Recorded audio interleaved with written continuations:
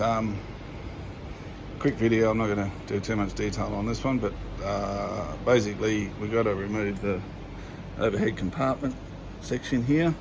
So what this fault is it seems to be a very CLK thing.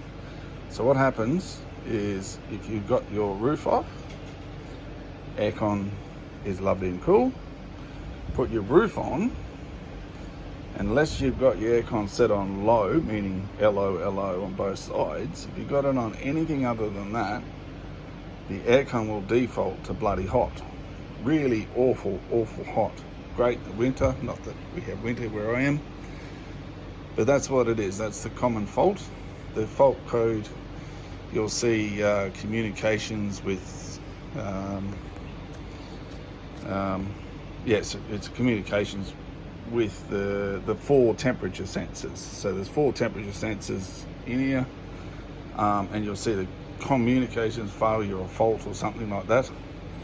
And when you go into the live data stream of the temperature sensors, it just says 255, all 4 of them. So clearly the fault. So did some Googling, found some info on the old Mercedes-Benz forums and stuff like that.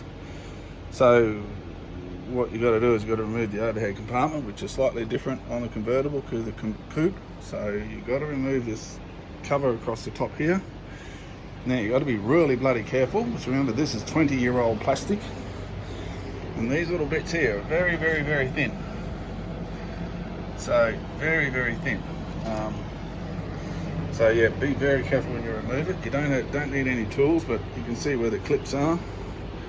I think I'm missing a clip there. There you go. That's probably why that didn't come off so easy. And guess what? I'm missing a clip on that end. So that's why someone's tried to do this before. So anyway, I'll get a new overhead compartment thing. That's fine. I'll do that. It won't be that hard to find, hopefully. And there's the Mercedes part number, if you need to find one, which I'm going to have to, because look at that, they're broken. Anyway, so obviously someone's tried to do this before. So yeah, so you can see the 4 clips, 1, 2, 3, 4, that just pops off. And then there's 2 screws, 1 and 2, they're normal standard screwdrivers, normal Phillips head. Weirdly, everything else on these things are all Torx, but those two out, and then you'll see the 2 little clips in here, and you just give that a little bit of a nudge and she'll come out and pop out. Now the disconnection was straightforward, but 2 of them were a mongrel to get off. Those 2 there were tight as living buggery to get off. So I had to get a little scribe and actually go down in here and actually lever them off. They were really tight, but I couldn't actually see anywhere on here where that actually clips them in. They're just that they probably haven't been out ever.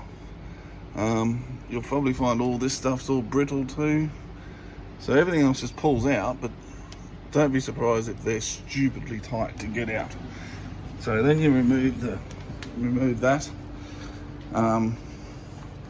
You'll see it's pulled apart here, but I just wanted to show you before I put everything back together.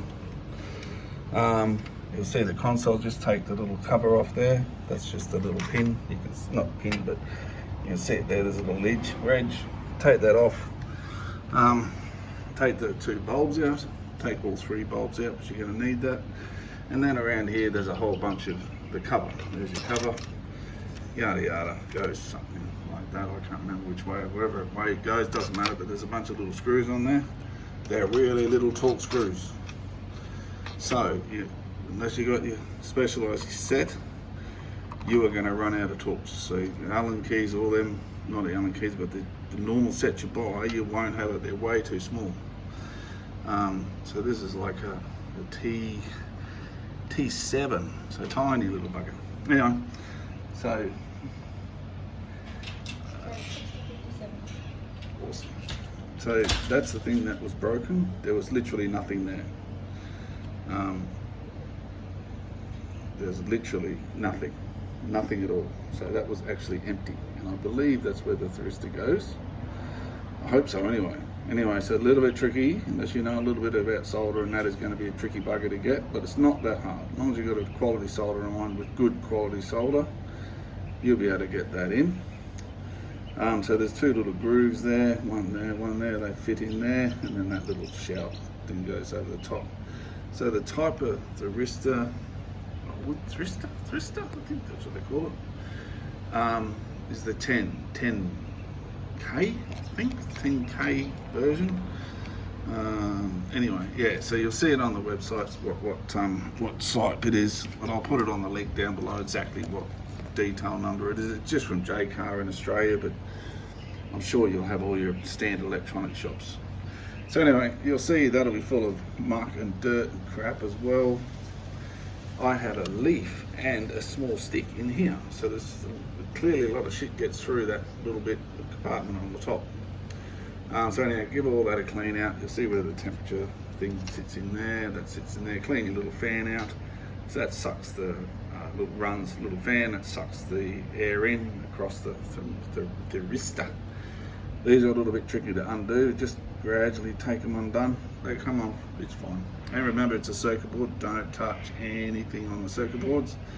Small bouts of static can damage this stuff in here. So if you're going to do this job, do not touch any of that shit in there. Anyway, and then you just put it all back together. It's relatively reasonable, straightforward job. Just make sure that I'm going to adjust that now. Once I've got it in, I'll make sure that fan doesn't obviously hit it. We don't want the fan to be hitting that. Yeah, so I'll make sure that's in the right position. And then just put it all back together and away you go. So, not a hard job, but make sure you get good soldering gear and make sure you get the right size little miniature set of Torx before you start this job.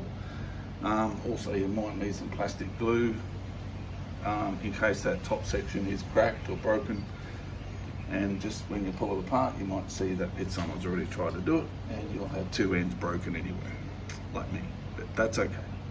That's why we buy these things. Fix them, because once they're fixed, man, they are cool. See ya.